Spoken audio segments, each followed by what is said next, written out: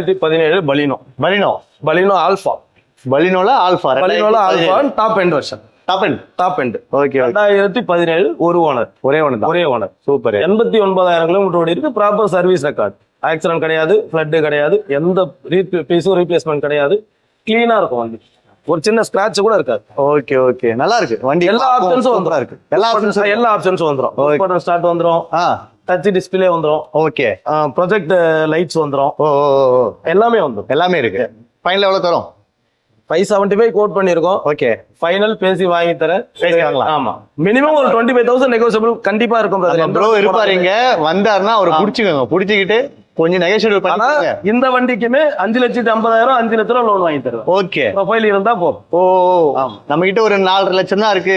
50,000 கையில 4 லட்சம் தான் இல்ல, 50,000 10,000 தான் இருக்கு, 25,000 தான் இருக்கு.